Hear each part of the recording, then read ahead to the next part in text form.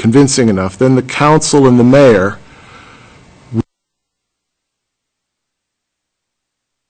did this for you. Well, you know what? My body said thank you. Good evening, everybody. Today is Monday, September 15th. This is the Moscow City Council, our regular meeting. And I will start this off with Tom. I would like everybody to join me in saying the Pledge of Allegiance. I pledge allegiance to the flag of the United States of America and to the republic for which it stands, one nation under God, indivisible, with liberty and justice for all. Thank you, Tom. The next thing on the agenda will be the consent agenda. I'd make a motion to approve the consent agenda. Second. Okay, I got a motion to approve the consent agenda as it is, and a second by John Weber. I'll start to roll with you, John. Aye. Aye. Aye. Aye. Aye. Aye. Okay, and we're done with that, so we'll move on to the next thing, which is staff recognition report, road scholar certifications. Tyler Palmer, sir, you have got the podium. How you doing tonight? My daughter Taylor lays it out. Appreciate the time to come in tonight. Appreciate the council taking a minute for this. It's pretty important. This is some more of our guys who have been certified through the Road Scholar program. The Road Scholar program is something that will allow Jeff Miles, is that right? Who's with our T2 Center, a technology exchange center through the state of Idaho, is here with us. And this is a program that some of you will recall. We've been here before with these awards. It's something that we started 5 years ago with our street staff to increase their training and to assure that they had the skill set necessary to do their job and to do it effectively. It's a fairly rigorous training. We have the Road Scholar and then the next step, which is the Road Master program. And the two people who've achieved this Road Scholar program award tonight are in the process of training for the Road Master. It consists of 9 core classes and 2 elective classes they have to take. It's a lot of class time. There are tests associated with the classes. It covers everything from basic surveying, roadway materials, traffic control, pavement maintenance. So the guys really come out of this with a really good, solid core understanding of the best practices for what they're doing. And, you know, just for example, knowing how to make a proper patch, how to patch a pothole properly can save us a lot of money. Just one pothole, if it's patched properly, it keeps it from popping back out. And if it pops back out, you can have those locations where if it's not done properly several times, you can go back and repatch something, and you're having to mobilize a crew back out and a truck back out. And by the time you look at the cost of just knowing how to patch a pothole, which is one tiny little portion of the things that they learn, you know, on a greater scale, this summer we replaced a 60-inch pipe that was part of Hog Creek. And that's a pretty large and unruly pipe to work with, and it's something we never would have considered doing in-house 2-3 years ago, and we're able to save the taxpayers thousands of dollars by performing that work in-house as part of their schedule without falling behind on their other maintenance, because we have so many guys that are well-trained that we can plug in any position within the organization. So from my perspective, I just really like to thank the council for the training dollars that we've been allowed to continue with this program. I think it really has made a difference. And with that, I'm going to let Jeff take a minute and talk about specifically the T2 and the award.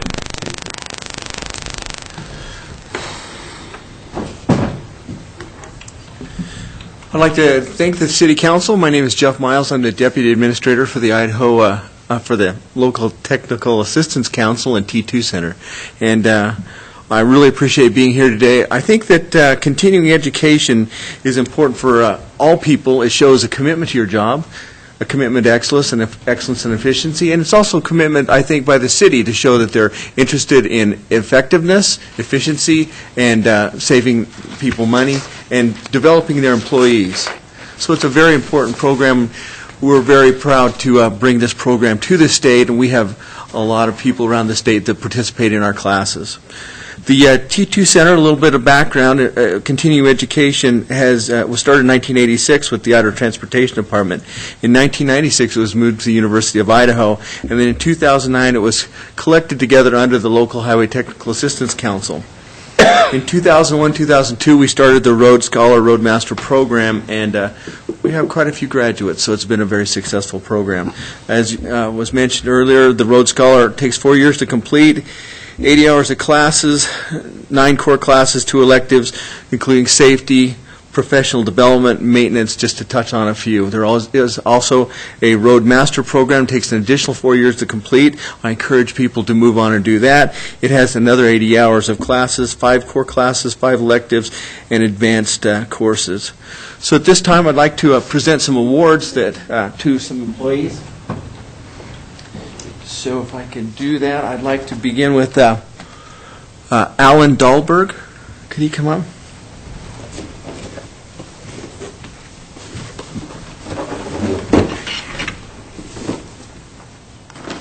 First, I'm going to give you the fun stuff. So first, you get a baseball cap that says Rhodes Scholar. And a Leatherman. My son loves these. In his job, he never goes anywhere without one on his belt. That's what we do that. And then, Mr. Dahlberg, here's a certification completing the course. So I think we're supposed to stand here so you can get your picture. Very well. Here we go. 1, 2, all the way. Don't picture yourself. Selfie. That would be Tyler. Turn it around, Tyler. Congratulations. Thank you.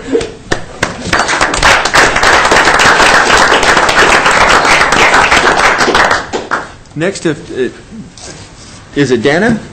Dana. Dana Rand? We'll have Steve, the supervisor, accept the award. Dana's gone hunting. Oh, well, you have your priorities in life. So I'm going to leave it to you to decide whether or not you let him know the Leatherman's comes. He didn't get it, no. Well, what happens in the council chamber stays in the council chambers.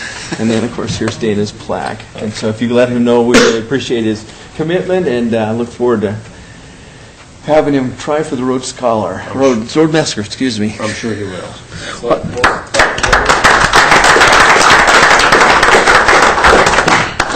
I'd like to tell you that we have added some more courses. Just recently this fall, the Small Structures Inspection course has been added. An iWork course, if you have to use iWorks for maintaining and tracking your pavements. And we are always looking for new courses, so as your staff needs training, please contact Layla Kroll, our administrator, or Lori Cover, our training program administrator. And I wanted to mention to the council that on October 1st at 12:30 in the district office in Lewiston, LTAC is holding its annual workshop where we talk about the applications and we go through how to fill out applications for the local rural highway improvement program grants for local urban projects, which I think you have one, and safety projects, because I know you have one that's coming this fall, and bridge projects. So those, and we go over the programs and how you can apply for projects. So I encourage you to come if you can. That's October 1st at the district office, Idaho Transportation Department district office in Lewiston. So at that point, I'd like to thank the council for your time, and have a good evening. Thank you. Thank you, Jeff. Thank you. Keep going. Once you kind of get into it. If we may, Mr. Mayor, AJ just wanted to mention a little bit about the training, if you don't mind. I would love to hear from you. Come on up, Alan, and the podium is yours. Take all the time you need. And Perfect. Well, thank you. And I made sure this evening that I hadn't told either of my bosses or the supervisors that I was going to speak, because I'm sure they would ask for some sort of a transcript on what I was going to say. Most of the time what I say makes either myself look like a fool or everybody else. So I made sure to keep them in the dark on this, and figured I would just take a few minutes and share a few things about the courses that we learned, and maybe boil it down to get rid of the fancy acronyms and the big words and come in with the little guy and the little words. I was going to write on my Palm Pilot, which I normally do, but they always make fun of me, so I made notes today. So I started working for the city. Now it's been just almost 3 years ago, and driving through town, you don't realize the small things like Tyler talked about, the potholes, most of the time they're non-existent here. And you drive through and you see these signs and you don't think anything of it. And in the wintertime, the snowplow drives by and next thing you know, the roads are black and you're going, well, that's kind of cool. And paint used to come in a can, and now it comes in these dang rectangular boxes. And I'm just going, wow, this is a lot to learn. And so they send me off to school to make me smart.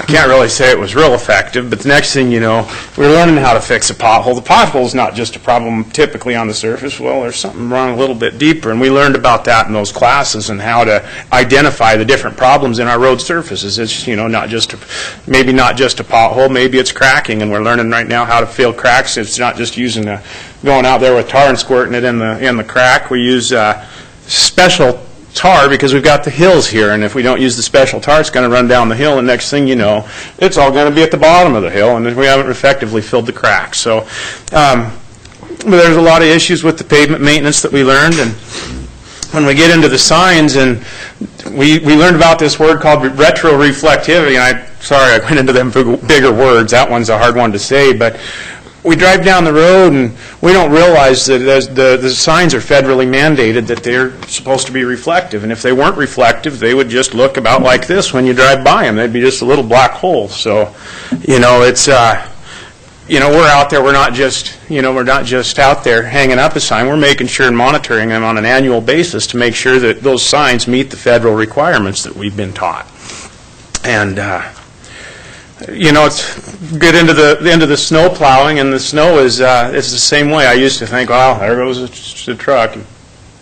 It's magic that snow goes away, and it's a little deeper than that. We've learned that we can only use salt in certain scenarios, rock in certain scenarios, mag chloride in certain scenarios, and it all has everything. All the planets have to align to use them properly and make them effective. So when people are driving up the hill, they don't spin out and think, why isn't the city out there working? It's, well, the city's doing a great job, and we've learned how to not just put those products down, but we've learned how to put them down in the right volume, the right amount, calibrate the machines and get them up and running, and make sure that when we go out that we're getting the job done and not just spinning our wheels. So, there's more to that than just what meets the eye. It isn't just a magical truck driving down the road. And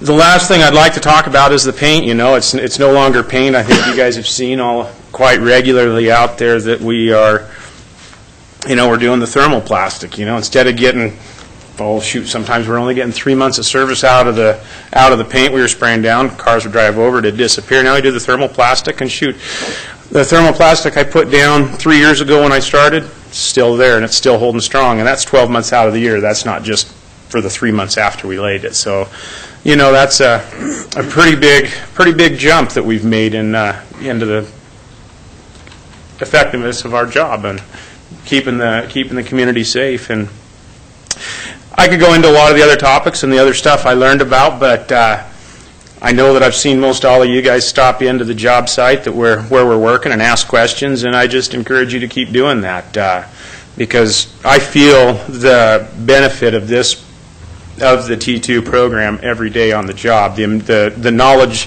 the money that you paid to give our entire crew the knowledge is being paid back on a daily basis. And it isn't a miracle that the potholes are gone and that that the signs, we can see them when we drive down the road, and that magical truck makes the snow disappear, and the paint's sticking. The paint's now here 12 months out of the year. So I just wanted to say definitely thanks to all the support we've had for the furthering education within our department. So, All right. Alan, I invite you guys all out to the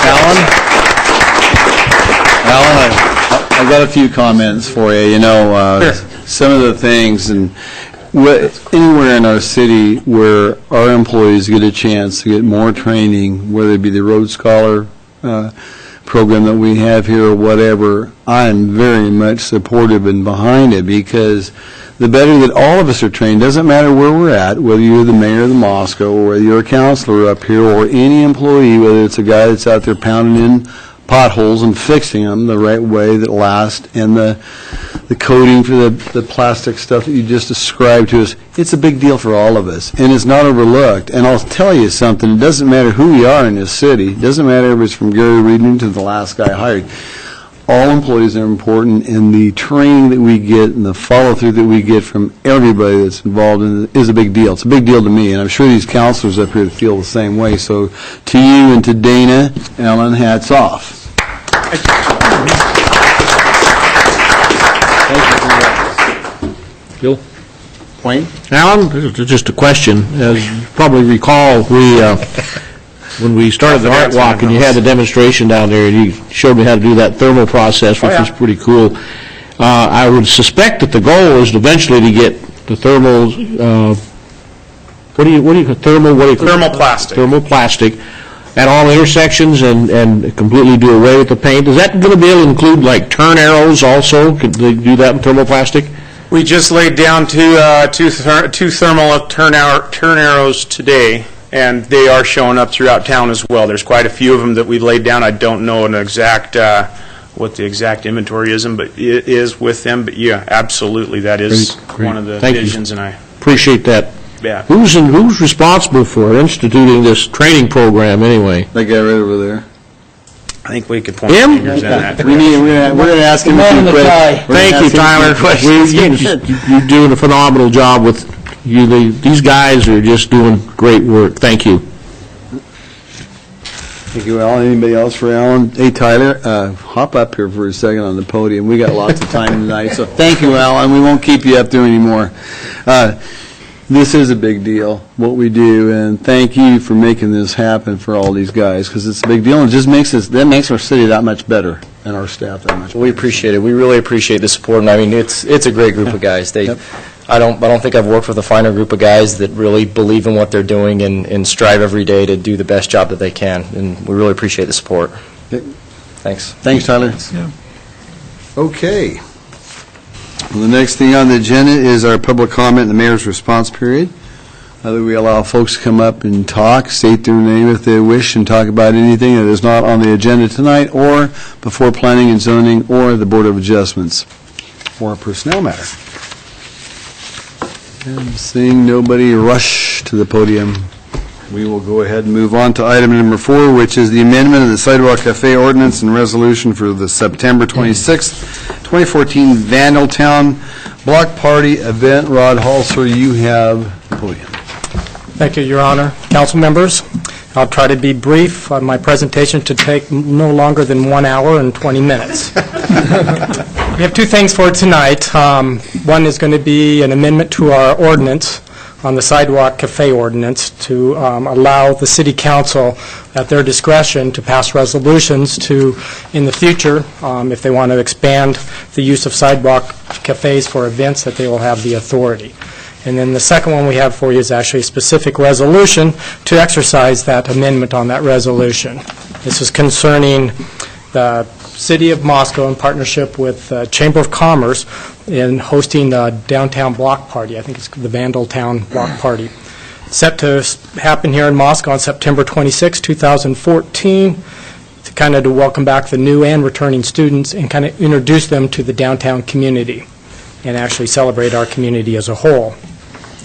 The event will be on Main Street. It'll be from A Street down to 6th Street. Downtown will be closed. 3rd Street east to west would be left open so traffic can continue to flow through east and west.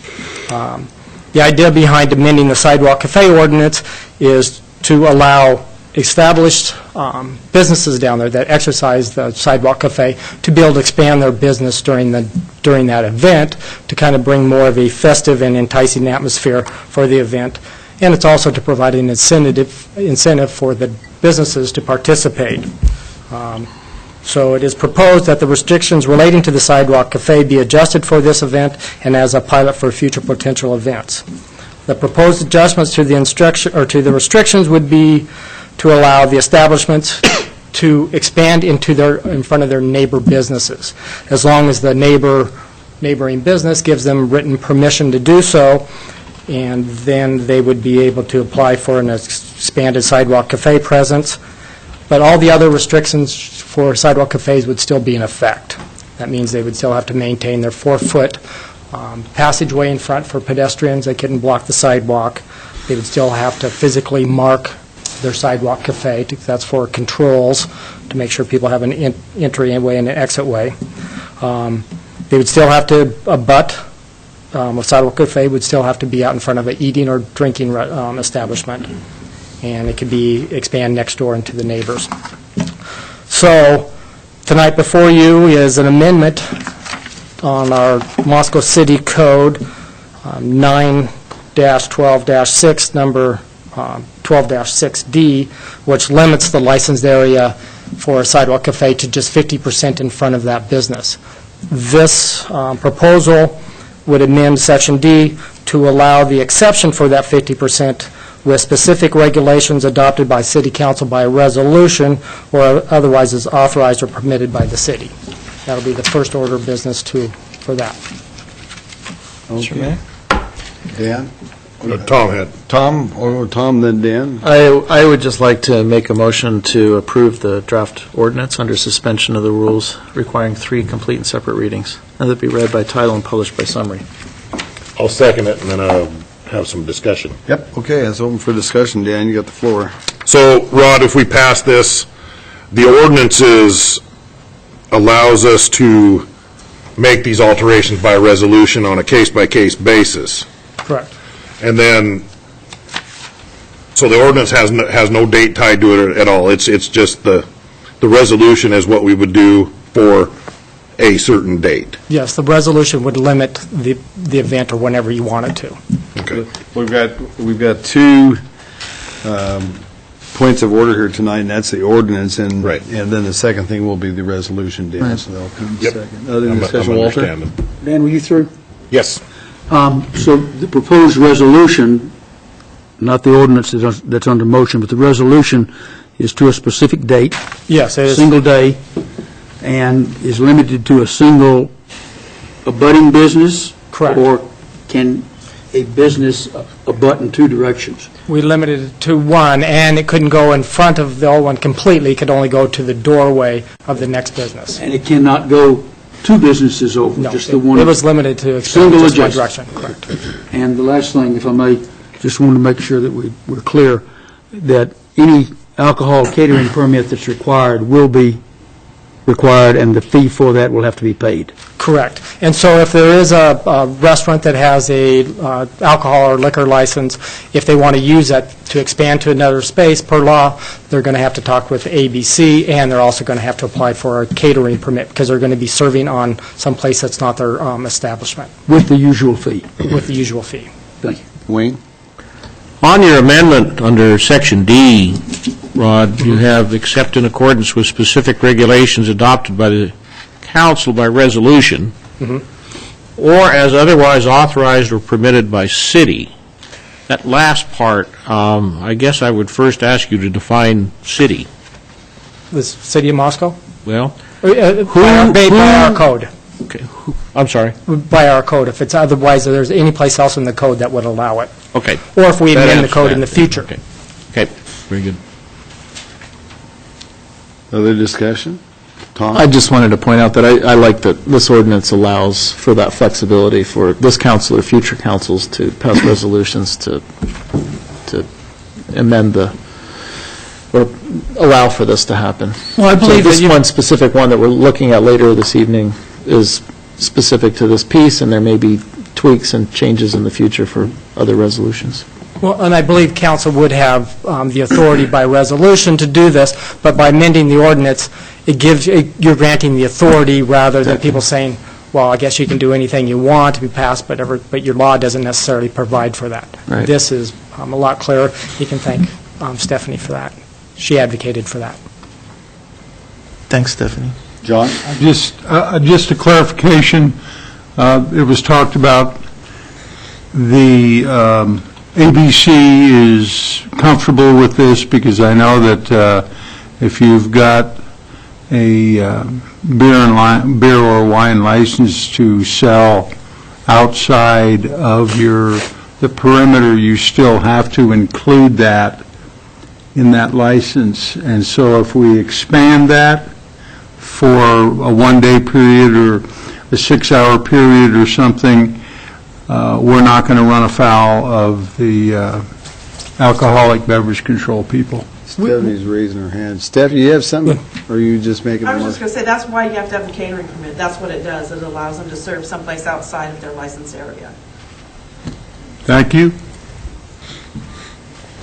Other discussion for Rod? Okay, here's what we have. I've got a motion that was made by Tom to approve the draft ordinance under the suspension of the rules requiring 3 complete and separate readings, and that it be read by title and published by summary.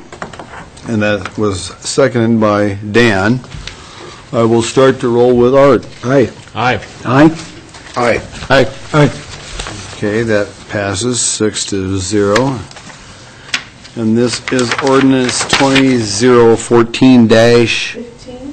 Okay, so what we have in here is ordinance number 2014-15, an ordinance of the City of Moscow, Idaho, a municipal corporation of the State of Idaho, providing for the amendment of the Moscow City Code Title 9, Chapter 12, to allow for the temporary expansion of a sidewalk cafe in downtown Moscow under specific regulations and under limited conditions pursuant to the Moscow City Code 9-12-C-D, or 6D, I'm sorry, providing that the provisions of this ordinance be deemed severable and providing that this ordinance to be in full force and effect from the date of its passage, approval, and publication according to law. Okay, so now we will move on to the Walter. Thank you, Mr. Mayor. Mr. Mayor, I'd make a motion that we approve the attached resolution allowing extension of a sidewalk cafe to a neighboring business under specific regulations for the Vandal Town Block Party to be held on September 26, 2014. Second. Okay. Anybody want to discuss this resolution before we move forward? Seeing none, okay, what we have here is Walter made a motion to approve the resolution allowing the extension of a sidewalk cafe to the neighboring business under specific regulations for the Vandal Town Block Party on September 26, 2014. And I will start, and it was seconded by Tom Lamore, and I'll start with John. Aye. Aye. Aye. Aye? Aye. Aye. Thank you very much. It passed 6-0, so we will have a Vandal Block Party, folks. And It's definitely I a will, number. it's going to be from 6 to 9. Well, we needed a number for the resolution, too. Oh, 2014-17? 2014-17 for the resolution? Okay. And that is resolution number 2014-17, which I do not have to read.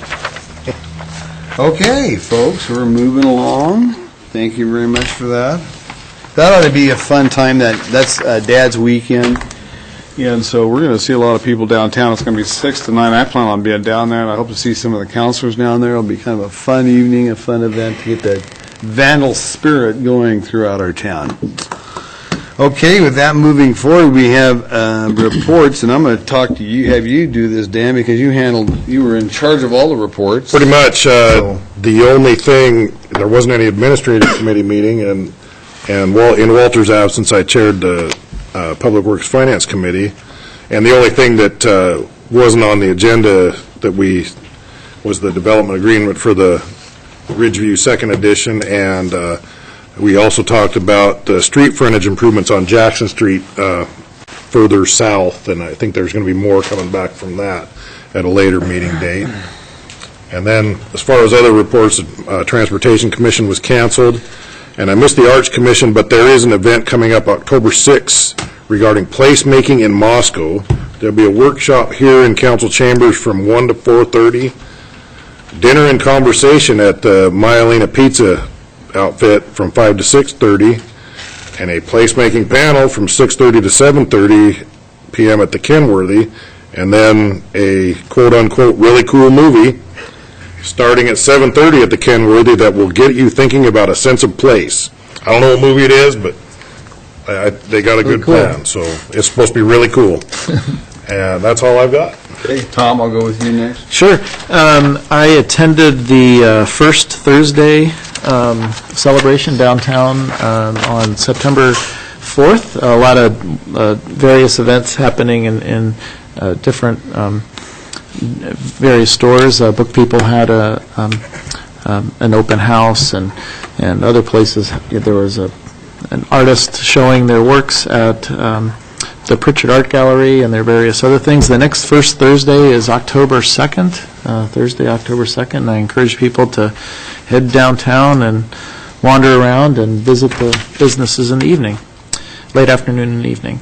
And last week, I attended the Moscow Farmers Market Commission as a substitute for Wayne, as he wasn't able to attend. So the Farmers Market Commission members are very proud of the Farmers Market that we've been having this year. I just think it's been fabulous. I think the move to the Main Street has been wonderful for this city and for the farmers market and for the vendors that are selling there and for the residents who are buying things. I think we are repeatedly hearing that people are putting on their calendar to head to Moscow from all sorts of communities in this area on Saturday mornings, and it's neat to see the swell in the population every Saturday morning. There was a lot of voting that was taking place last week for your favorite farmers market, and some of the voting was happening right at the commission meeting. We grabbed computers and started passing them around and going online and voting for the Moscow Farmers Market. So it was pretty fun to see the excitement for our market. And those were the only two city-related pieces that I was at in last week. John? Thank you. I was gone for the planning and zoning. Art covered that for me, so he'll be able to report on that. And then the other meeting that we would generally have was canceled. Our next one won't be until the 24th. Okay. Walter? I was out of town this past week, had nothing the week before, and thank you, Dan, for covering for me. Public Works. No problem. Wayne.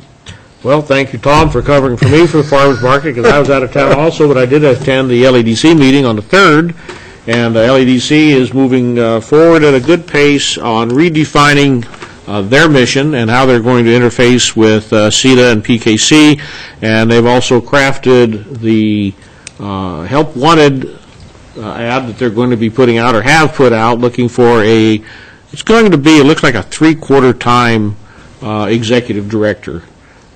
But they have some new members. There's some new life within the LEDC now, and some excitement. So I'm pleased to see them able to move forward, and I think we're going to see some good things from them.